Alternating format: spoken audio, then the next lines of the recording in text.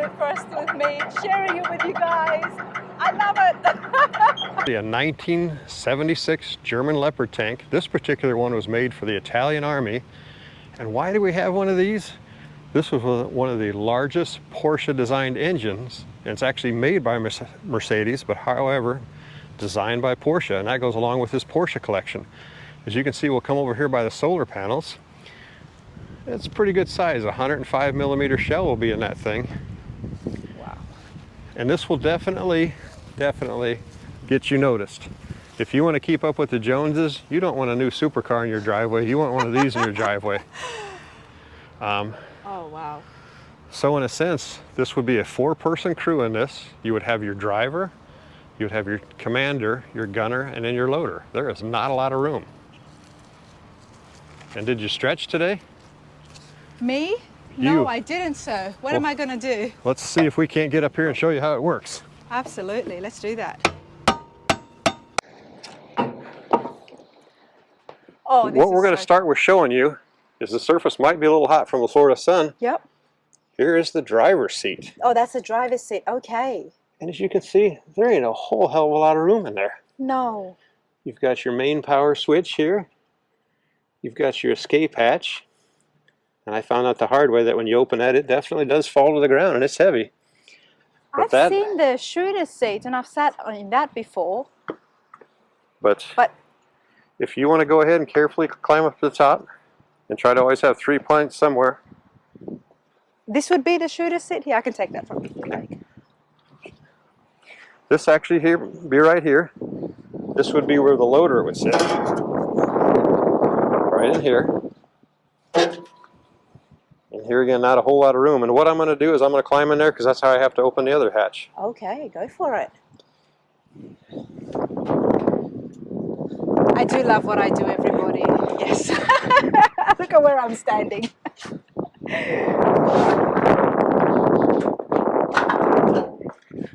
Okay, would you be so kind as just to pull that up a little bit? Okay, now I got to push one more lever and we can turn it to the side. Okay. Go ahead. Okay. Oh, that is so cool. Right down in there, clear down in there, would actually go the gunner. And there's a seat way down in there. And you better be pretty good friends because this seat is where the commander sits. And it really makes you think exactly the conditions and how hot it would be, not to mention all the gear they would have on them as well. And you know, you could be anywhere from snow to rain, you know, to the heat of the sun or the desert, and you're in the battlefield. And not only do you got to make this work, but you got to fix it too. Now, Porsche made the engine for this. Porsche designed the engine. Designed the engine. Mercedes built the engine. Okay. But these were, in a sense, modified through the years. This was actually modified, or in a sense, re-engineered in 1996. And a lot of these are over fighting in Ukraine right now. Okay. And being made for warfare, I'm guessing that those engines, the tank, I mean, what is the capacity? The capacity, but there's over 830 horse. It's twin turbo. There's 125 gallons of fuel on one tank and another 125 gallons of fuel on one tank and then another 10 in a feeder tank. Okay. And that can run off of multiple fuels because you may not have a gas station convenient. Exactly, that's my point. But this is something we've also learned to take care of and work on quite a bit. And so, what are these things here? Those would be grenade launcher tubes or smoke launcher tubes. Wow, we've got rope, there's an axe, there's a spade. And what we're going to do is, here again, be very careful. I actually have a large conversation with one of our museum volunteers who was a tank commander, and he asked me, he goes, what do you think the most common injury was these that wouldn't be, in a sense, war-related? And he said it was dental work, because people would slip or something and pop their face. Oh, yes, I can see that. Obviously, in warfare, there would be far more gruesome and injuries you don't want to talk about, but that's how it goes. We're going to try and keep our teeth today. Yes, especially yours. Yours are way nicer than mine are. Okay, now what we're going to do is we're going to go ahead and I'm going to go ahead and sit down there and talk you through a few things. Okay. I'll climb in there, but if you just here again, be careful coming down. I will.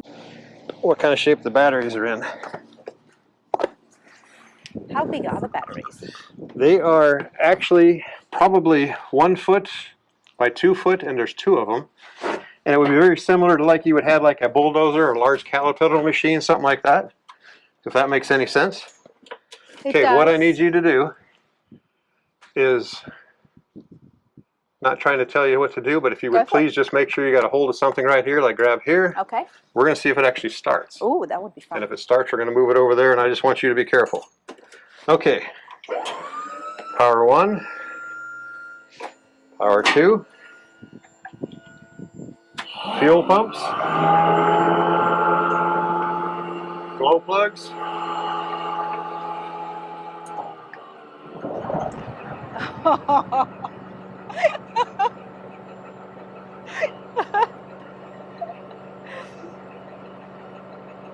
What do you think of that? Oh, wow. So we can make this move? Okay, what we're going to do is we're going to go ahead and go forward. Here again, just please hang on. I will hang on, don't you worry about me. Okay, here we go.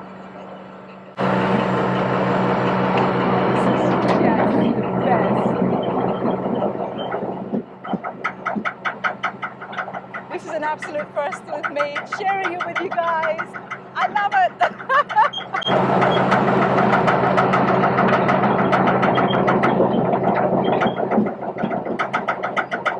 Wow, I've always gotten inside these tanks. I've posed, I've taken pictures on, but I've never ridden on one.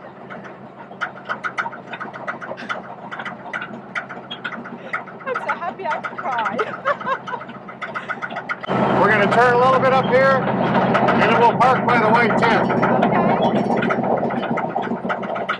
Driving this tank, how different is it to driving a car?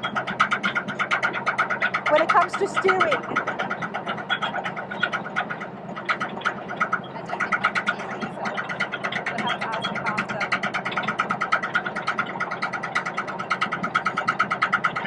We're going to turn a little bit. Okay, I'll take it on.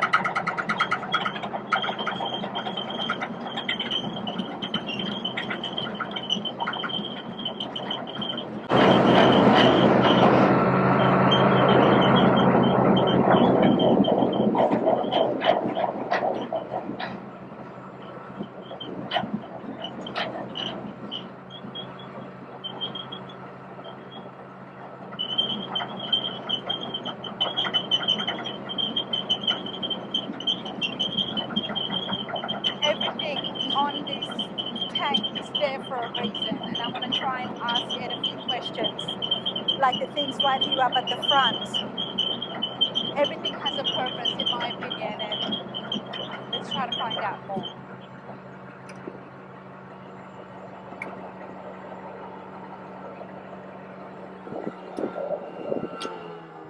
That was brilliant. That was absolutely brilliant, Ed. How difficult is it to drive the tank?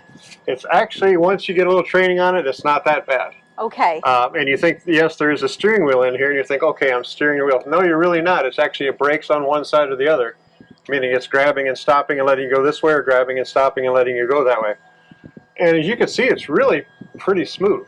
It's very smooth. I actually, like I said, it's my first time. I didn't think it would be this smooth, but I was expecting more moving around, being jolted around, but that was very smooth. Now, and these tanks were designed to be light armored. They're to be fast. In a sense, they were trying to get away from such heavy to where they felt with the speed they could go ahead and, you know, get there fast, hit and run. Hit and run. Now, everything here has a purpose.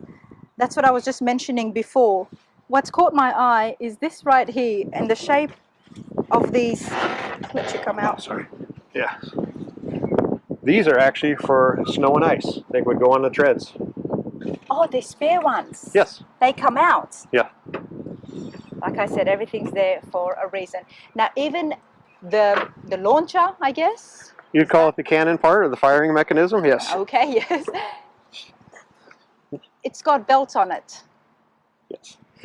In a sense, it could be from various things. For, in a sense, not so much noise suppression, but as soon as that cannon fires, you're going to have a lot of backlash to it, so it helps with that. And right now we're going to go ahead, as you can see, this is shutting the driver.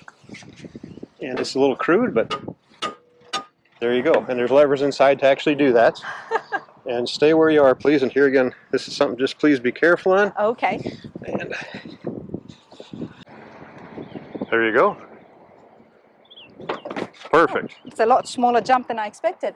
Now we'll come around this side a little bit. Can this come up? That's actually some of the armor that was added in the 96 retrofit, and also some of the armor you see on the side here. And if you can feel, there's a little bit of a space in between there. Yes. As the shells and the rounds that would pierce this, it would blow up outside of the tank. And this would also help down in here. So in a sense, To as they kind were of protect. is tacking the tracks. Okay, something we need to do quickly. But why are these so bolted down? In a sense, Oh, okay. here you have your quick release flaps.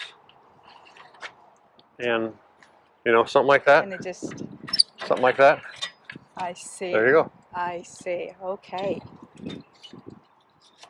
This is fascinating. And we've got a rope as You got well. a tow cables. You have two of them. Come around to the engine I thought compartment. it was the American flag for a second. That's actually the exhaust ports. Okay. And you have some of the access areas to parts of the motor. What is this? That would be just a storage area. Same with this box right over here. And for transporting, say if you're on a semi-truck or on a rail car, you'd bring the turret around, you would set the cannon part right in here, and it would lock down to help it from bouncing. Can this go in the water? It can go in the water up to the top of it, and they actually make, in a sense, extensions or snorkels to drive through that. It's pressurized when it needs to be. The air filters, they have a three-letter word. They're an NBC. They're nuclear, biological, and chemical warfare. It'll actually help get clean, fresh air into the troops. Wow. So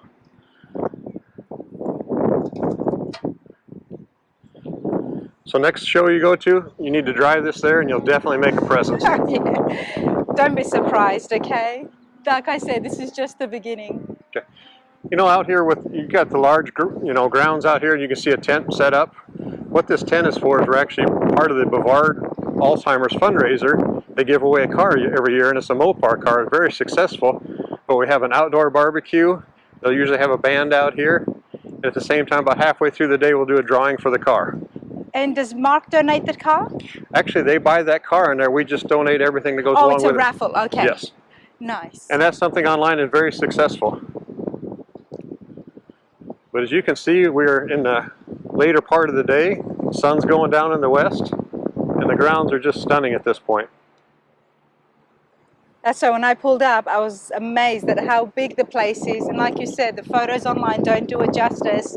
No. Everybody, you got to look at the website, see if there's an event that you can get involved in. The ticket, whatever it may be, will be well worth it. I don't know those details, but you have to look it up because it's definitely something that needs to be seen. And we've only shown you a small portion of the cars. So I'm going to try my best to go back in there. This is why this has been 2 videos. There's a part 1 and a part 2. Just to do it justice and show you exactly what is here at American Muscle Car Museum.